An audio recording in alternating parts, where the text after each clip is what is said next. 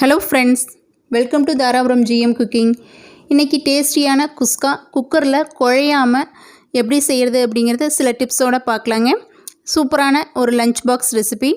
அதுக்கு முதல்ல 1.5 டம்ளர் அளவு பாஸ்மதி அரிசி எடுத்துக்கிறேங்க. நீங்கள் சாதாரண அரிசி கூட எடுத்துக்கலாம். அதை நல்லா தண்ணி ஊற்றி கழிநீர் பிடிச்சிட்டு ஒரு அரை மணி நேரம் ஊற வச்சுக்கிறேன். அரிசி ஊறிக்கிட்டு இருக்கிற நேரத்தில் ஒரு 10 சின்ன வெங்காயம், 4 பச்சை மிளகாய், இதோட 4 சின்ன துண்டு இஞ்சி, 10 பல் பூண்டு, இதோட கொஞ்சமாக மல்லி இலை, புதினா இலை கொஞ்சம் சேர்த்து அரைச்சி நல்லா பேஸ்ட் பண்ணிட்டு வந்துடலாம்.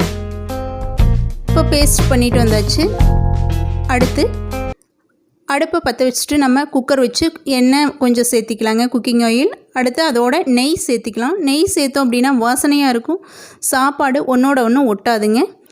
எண்ணெய் காஞ்ச உடனே பிரிஞ்சலை 2 கல்பாசி, கூடவே ஒரு ஸ்டார் அனீஸ் சேர்த்திக்கிறோம், 4-5 கிராம்பு. அது நல்லா பொரிஞ்சு வாசனை வந்தோடனே ஒரு பெரிய வெங்காயம் நீல வாக்கில் கட் பண்ணி எடுத்து வச்சுருக்கிறேன், அதை சேர்த்திக்கலாம். நல்லா வெங்காயம் நிறம் மாறி நல்லா ப்ரௌன் கலராக வரணுங்க. கூட கொஞ்சம் உப்பு சேர்த்து நல்லா வதக்கி விட்டுடலாம். வெங்காயம் அப்போ தான் குயிக்காக வதங்கி வரும். நல்லா வெங்காயம் நிறம் மாறிடுச்சு. இந்த மாதிரி நிறம் மாறினா பிரியாணி டேஸ்ட்டாகவும் இருக்கும். அதாவது பிளைன் பிரியாணி குஸ்கா டேஸ்ட்டாகவும் இருக்கும். அந்த குஸ்காக்குரிய நிறம் கிடைக்கும். இதெல்லாமே சின்ன சின்ன டிப்ஸ் தாங்க. இதோட நம்ம அரைச்சி வச்சுருந்தா அந்த பேஸ்ட்டை சேர்த்திடலாம். க்ரீன் பேஸ்ட்டு சேர்த்தி நல்லா பச்சை வாசனை போகிற அளவுக்கு வதக்கி விடுங்க. சிம்லியே வச்சுக்கோங்க. நம்ம நெய் சேர்த்துருக்குறோம் இல்லைங்களா, அதனால அதிகம் ஒட்டாது, கீழே குக்கரில் அடிப்பிடிக்காது. இதோட ஒரு தக்காளி, மீடியம் சைஸ் தக்காளி ஒன்று பொடுசாக கட் பண்ணி வச்சுருந்தேன், அதையும் சேர்த்து நல்லா வதக்கி விட்டுடலாம். தக்காளி வதங்கினதுக்கப்புறம் கரம் மசாலா 2 ஸ்பூன் சேர்த்திருக்கேன். இதோட வரமிளகாய் தூள் 1 ஸ்பூன், உங்கள் காரத்துக்கு தகுந்து சேர்த்திக்கிங்க. மல்லித்தூள் நம்ம இப்போ சேர்த்திக்கிட்டு இருக்குது மல்லித்தூள் 2 ஸ்பூன் சேர்த்தி வச்சுங்க. கூட கொஞ்சமாக ஜீரகத்தூள் சேர்த்திருக்கேன். இதெல்லாம் சேர்த்து நல்லா மிக்ஸ் பண்ணி விட்டுருங்க. நல்லா ஒரு வாசனை வரும், பச்சை வாசனை போய் நல்லா மசாலாவெல்லாம் சேர்ந்து ஒரு நல்ல வாசனை வரும்.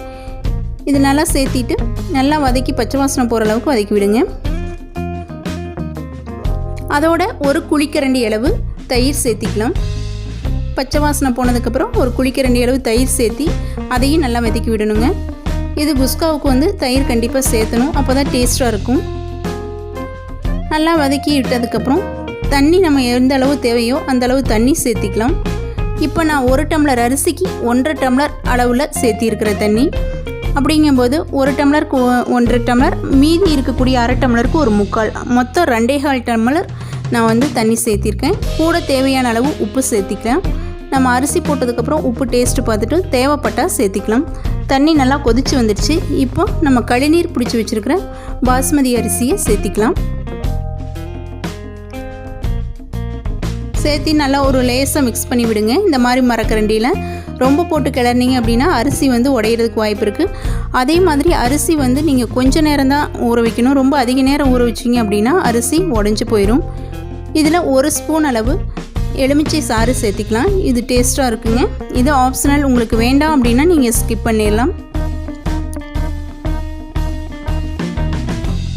இது நல்லா கொதித்து கொஞ்சம் தண்ணி சுண்டி வரட்டுங்க. அதுக்கப்புறம் நம்ம குக்கர் மூடி போட்டு க்ளோஸ் பண்ணிடலாம்.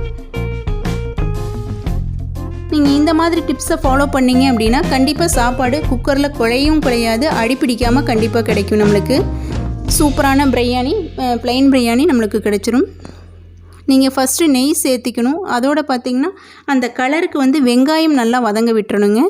இப்போ மல்லி இலையும் புதினா இலையும் கொஞ்சம் சேர்த்து மூடியை க்ளோஸ் பண்ணிடலாம். தண்ணி பாருங்கள், இந்தளவுக்கு சுண்டி வந்துடணும். உங்களுக்கு தெரியும்னு நினைக்கிறேன்.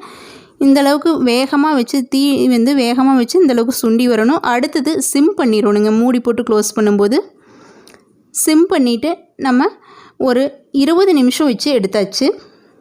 குக்கர் விசிலும் போட்டிருக்கணும், கேஸ்கட்டும் போட்டு 20 நிமிஷம் வச்சு எடுக்கும்போது அரிசி பாருங்கள் எவ்வளோ சூப்பராக சாஃப்டாக வந்திருக்குது. நல்லா அரிசி அருமையாக வந்திருக்கு.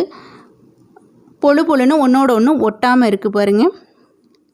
அதனால் இந்த டிப்ஸை மட்டும் நீங்கள் ஃபாலோ பண்ணிக்கிங்க. அந்த அரிசி வந்து முழுமையாக நீரை உறிஞ்சினதுக்கப்புறம் ஒரு 75% வெந்ததுக்கப்புறம் மூடி போட்டு க்ளோஸ் பண்ணுங்கள்.